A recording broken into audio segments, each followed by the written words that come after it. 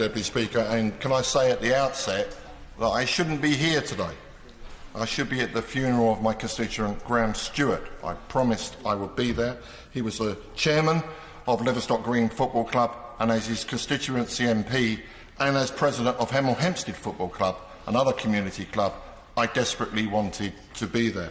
But my place is here in this debate, making sure I stand up initially for one of my constituents who came to see me many months ago, which is when I joined the all-parliamentary group. I was informed this morning that I have now 100 constituents that are affected by loan charge. I sat in on some of the evidence sessions that were brought to the all-parliamentary group. Can I just touch on this for a second, Mr Deputy Speaker? And I think it's really, really important. We have select committees in this House, and we have other committees, and we have... The role of all parliamentary groups can be a complete waste of time, or they can really, really make a difference. I chair one of those groups, jointly chair one of those groups on medical cannabis, which we have managed to change the law on, and I truly hope that this all-parliamentary group, with the backing of the House, will be able to sway the Minister's and the Treasury's view on this, which I think is one of the great disasters that we're bringing on our communities. Over 900 years ago, this House was formed to represent the people paying tax. In those days, completely unelected, admittedly, but it is our job. And unlike some of my colleagues, I clearly have upset the Minister on the Treasury bench this morning, and I was overzealous defending my constituents, and I've apologised to him privately, and I will apologise to him publicly now. I think he is fundamentally wrong in what he said to me, but at the end of the day, that was his opinion, and I'm sure the Treasury's opinion. But in my opinion, what is happening here with some of my constituents that took advice from the companies, and they wouldn't have got the job, took advice from some very large taxation accountants, submitted completely openly that they were in one of these schemes. They had a registration number from Her Majesty's Treasury, and now they're getting bills for hundreds of thousands of pounds, which, as we've heard, bear with me a second, as we have heard, is completely and utterly destroying their lives. I've had constituents in front of me, like lots of colleagues, and I'm not making that. I'm not going to name these people because they are part of the problem we have here. They are absolutely ashamed of telling their loved ones that these bills are coming down the line. They're petrified of their employers knowing. Many of mine in my constituency, many of the people that come to see me and have written to me, are employed within the financial sector in the city. They will lose their jobs. Absolutely no doubt. They will lose their jobs and their livelihood. I'm going to give way twice, once to the honourable gentleman, and I've already... colleague. I'm very grateful to my neighbour for giving way, because he's putting a very, very strong and very moving case. But I just wanted to ask him whether he was aware that there were early retirement benefit schemes, so-called EFIRB schemes, that are also being unpicked retrospectively, causing an equal amount of pain and suffering to constituents, including one in my constituency, who is having to pay back £175,000. The way that the Treasury have started to unpick people's personal taxation schemes, going back, not the big companies that get away with murder, frankly, because they can employ the right sort of lawyers, the right sort of... Small people, they're the people that are going to be masturbating. I'll give way once more and then I will mention... I'm very grateful to my honourable friend for giving way. I know he's short of time, but he and the House might be interested in a reply that I had in the Public Accounts Committee from Jim Hara, who is the second permanent secretary at HMRC, and he says, and I quote as follows: "Among the disguised remuneration users, there are undoubtedly people who have liabilities for years, where under normal rules we do not now have accessing rights. In our settlement opportunity, we have asked these people to settle for all years, including the years for which we do not have these accessing rights. If they choose not to do that, I can't make them settle voluntarily for these years." Does he not think my right honourable friend on the front bench should formalise that tax advice?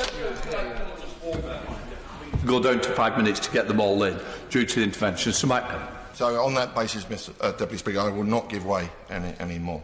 And I think that would be right and proper to let colleagues in, no matter how short the interventions will be. I think the point that my honourable friend has made here Is there one rule on taxation in this country for one person, a small business, or am I missing something here? It seems to me that even with these schemes, for instance, I had a constituent come to see me who worked alongside another colleague that actually was in the same scheme. Their scheme, his scheme, the first one, say constituent A, had his scheme closed. Agreed and closed. He disclosed everything. He disclosed the registration number, the DOTAS number. Closed. Finished. The reason he came to me is because he was sitting next door to a colleague who was doing exactly the same job, under exactly the same contract, and exactly the same schemes, and exactly the same declarations that for nearly 15 years have been left open. There's something fundamentally wrong in doing that. And the conclusions that the committee has come out with, I think, are eminently sensible. I agree with my honourable friend from Houghton Price and Howden that perhaps we could have been a bit stronger, but we might have lost some people on each side. We can work with this. I'm slightly concerned about the use of the word tax judges, a judge that is in, because the reason for that is, for instance, Ray McCann, who's the president of the Chartered Institute of Taxation, has said that technically it is not retrospective. So that's where the taxation people are going to come from. But he then went on to say that it has an effect of being retrospective. Now that sounds like semantics to everybody else out there, but if we have a specialist judge that is involved in taxation, that's what he's going to look at when we're arguing the point. The point is it's clearly retrospective. Well, this is where the Minister and I completely disagreed. Can I say to the Minister, he has a golden opportunity, an absolutely golden opportunity, to say, stop. Let's actually see what the effect is here. Why are we picking on these people that in many cases can't pay? Not won't pay, can't pay. As we've heard earlier on, they're being advised to get loans. Well, how are they going to do that? Where is the equity that they're going to? They're going to use their house. Many of them are of a similar age to myself. They have got absolutely no chance. They can pay through the nose on interest rates and borrow money from anybody. Do we really want to encourage that? Or would we like to say, we think there's something gone wrong here. This House has come together from across, I think, 6 parties, I think the chairman of the all-parliamentary group said, there is something seriously wrong. These people are petrified. My constituents have said to me, if my wife finds out about this, she has suicidal tendencies, we've already got major problems. I've got others who will say, I need to come out of retirement. Actually, I've been in the IT industry out for about 5 or 6 years now. I've got no chance of coming back into this industry. Others, their employers, if they found out that there is action being taken in this sort of way in the finance world, they've had it. What are we doing, driving people into this sort of debt when actually they thought they were doing the right thing? And I say to the Minister, in all candour, take a look around this House today, on a Thursday, on a one-line whip, when even I think the whips couldn't have got this many people in here with what's going on at the moment, from both sides of the House, and I'm really serious, I don't think the whips could have got this many people in here on a Thursday on a one-line whip. But what has driven us here is our constituents. It's our job. It's what this Parliament was set up to do, to defend the little guy against the big guy.